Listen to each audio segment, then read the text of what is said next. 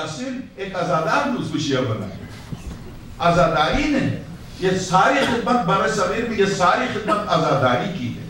ساری خدمت ازاداری کی ہے ازاداری آپ اگر مولانا اسماعیل دیوبندی پتہ نہیں آپ میں سے کتنوں نے ان کی تقریر سنی اگر آپ آج کے دور کے یہ افراد سنتے تو کہتے اس کو مار دو کیسی باتیں کرتا ہم تو پھر بھی چونکہ ائمہ کی طرف سے بہت زیادہ پابندیاں جس کی وجہ سے نقل قول کفر نہ باشد کے مطابق نقل قول کر رہے ہیں کہ یہ لکھا ہے یہ لکھا وہ بھی بہت احتیاط کے ساتھ مگر میں آپ کی خدمت میں عرض کروں اگر کھل کے گفتگو ہو تو پھر پانی کا پانی دودھ کا دودھ ہو جائے ہم نہیں کر سکتے اخلاقیات اس کی اجازت نہیں دیتی بہت پابندیوں کے بعد تو میں آپ کی خدمت میں عرض کروں کہ یہ دو سوالات جو آپ نے کیے ہیں میں پہلے سوال دوسرے سوال کا جواب ابھی دیے دیتا ہوں حضرت ام المومنین سے کم از کم 20 احادیث ایسی ہیں جو اہل بیت کی شان میں ہیں اور ہم ان کو اپنی ہر مجلس کی زینت بناتے ہیں میں پھر آپ نہ کہیے گا کہ آپ نے ام المومنین آپ سوال بھی کریں بعد میں پھر آپ مجھ سے ناراض بھی نہیں ہو جائیے گا آپ نے سوال کیا ہے تو جواب میں عرض کروں علامہ نصیر رضوان اللہ تعالیٰ علیہ نے آقا امام زمانہ روح اللہ الفدا سے متعلق ایک پوری روایت نقل کی ہے مولائے کائنات منبر پر امام زمانہ سے متعلق ایک گفتگو فرما رہے ہیں عمر ابن سعد لعنت اللہ علیہ سے اس کے بعد نیچے علامہ مرسی لکھتے ہیں میں اس دشمن خدا سے اس لیے روایت نقل کر رہا ہوں کہ اس تک کو پتا تھا آقا امام زمانہ کا نیچے علامہ مرسی نے لکھا اس تک کو پتا تھا امام زمانہ کا تو اگر اہل بیت کے سلسلے میں کوئی روایت ہم کسی سے نقل کرتے ہیں تو سامنے والے کے لیے حجت کے طور پر پیش کرتے ہیں سامنے والے اس لیے کہ کسی سے آپ گفتگو کرتے ہیں تو آپ اصول کافی تھوڑی پیش کریں گے من لا یعز الفقی تھوڑی پیش کریں گے آپ حضرت ام سلمہ کو تھوڑی پیش کریں گے یا حضرت خدیجہ سلام اللہ علیہا کو تھوڑی پیش کریں گے ظاہر ہے کہ جنہوں نے شہزادی کونین کو تڑپا کر لائے اس کے باوجود شہزادی کی فضیلت بیان کریں تو اس کو پیش کریں گے یہ دو کردار کیوں ہیں ایک طرف سے شہزادی کو تڑپا کر رلانا دوسری طرف سے شہزادی کے سلسلے میں کہنا کہ زہرا پارے رسالت ہیں یہ دو تضادات کیوں ہیں جب یہ روایات پیش کی جاتی ہیں تو اس کا ہدف روایت نقل کرنے والے کی عظمت نہیں ہے بلکہ اپنے مکتب کی حقانیت کے لیے اس کو ثبوت کے طور پر پیش کرنا یہ ہدف ہوتا ہے اس لیے آپ یہ دیکھیں بہت سی ایسی روایات واقع کربلا سے متعلق شمر سے روایت نقل کی جاتی کیونکہ وہ چشمدید تھا وہ سب سے بڑا ظالم و ستمگر تھا اس نے کیا کیا مختار جب اس سے پوچھ رہا تو نے کیا کیا اب میں منبر پر اگر اس کی گفتگو نقل کروں تو اس کے بارے کوئی شمر کی عظمت تھوڑی بیان کر رہا ہوں وہ چشمدید واقعہ جس کو اس نے بیان کیا اس کو منبر پر نقل کیا جا رہا نقل قول کسی کی عظمت کی دلیل نہیں ہے قرآن کریم میں ابلیس کی پوری گفتگو خدا نے نقل کی خدا نے یہ کہا خدا کہتا میں نے یہ کہا ابلیس نے کہا میں نے یہ کہا ابلیس نے آپ خدا سے پوچھیں ابلیس کے کیوں قول کو نقل کرنا قول ابلیس کا نقل کرنا قرآن کریم میں وہ بھی خدا کیا اس سے ابلیس کی بلندی ثابت ہو گئی اگر خدا نہ کہہ دے ابلیس کون ہے تو مجھے کون بتائے گا کون بتائے گا تو میرے عزیز آپ میں احترام کرتا ہوں اس لیے مجھے احترام کرنا بھی چاہیے ہر مومن محترم ہے بلکہ ہر انسان محترم ہے آپ کے سوال کا میں مشکور ہوں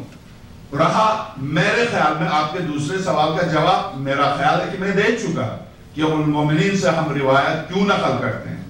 میرا خیال ہے کہ میں سوال کا جواب دے چکا ہوں اگر آپ میں سے کوئی سمجھتا نہیں دیا تو آپ ہاتھ اٹھائیں میں مزید دوں گا میں نے دے دیا مطمئن ہے آپ درست تو یقیناً جس مومن نے لکھا ہے وہ بھی مطمئن ہوگا مجھے یقین ہے کہ میں نے جواب دے دیا اس پہلے سوال کا جواب چونکہ میری پوری تقریر ہے اس لیے پہلے سوال کا جواب اب آپ غور سے دیکھیے گا مولانا برائے مہربانی بتا دیں کہ مولا علی کو ضرب کوفے میں لگی لیکن آپ نجف میں ہیں آپ کوفے کو چھوڑ کر نجف اشرف کیوں ہیں؟ یہ آپ کا سوال ہے، اور پوری تفصیل سے میں آپ کی خدمت میں اس کا جواب عرض کروں کہ یہی آپ سوچئے کہ شہزادی کی قبر مقدس بنے تو مولا کائنات 40 قبریں بنائیں تاکہ کسی کو قبر کا بھی علم نہ ہو۔ مولا متقیان جب اپنے تابوت کو بنائے تو وصیت کریں کہ میرے 3 تابوت بناؤ، ایک افغانستان کی طرف روانہ کرو جو آج بھی مزار شریف کے نام سے وہاں موجود ہے، طالبان تک جانتے، سب جانتے۔ یہ مزار شریف گزشتہ سال میں بتا چکا ہوں، شاید یہ مومن تھے نہیں، یہ مزار شریف اس کی حقیقت کیا ہے، کیوں وہاں حاجتیں پوری ہوتی ہیں، وہاں کون ہے، کوئی ہے بھی؟ مزار شریف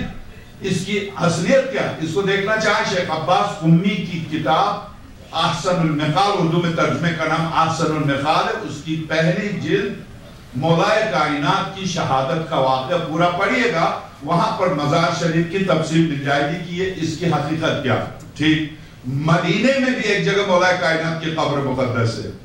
مدینے میں کیوں ہے؟ 3 تابوت بنوائے حضرت نے، ایک افغانستان کی طرف روانہ کیا، دوسرا مدینے کی طرف، تیسرا کوفے نجف کی طرف، اور نجف کوفے میں شامل ہے، اسے ظاہر الکوفہ کہا جاتا ہے۔ میں آپ کا ایک تو جواب بہت مختصر ہے، آسان ہے، سارے انبیاء، آپ کی اطلاع کے لیے، سارے انبیاء کوفے میں رہتے تھے، قبر نجف میں۔ آدم رہتے کوفے میں تھے، قبر کہاں ہے؟ نجف میں۔ نوح مسجد کوفہ کے بیچ میں ان کا گھر تھا، رہتے کوفے میں تھے، قبر کہاں ہے؟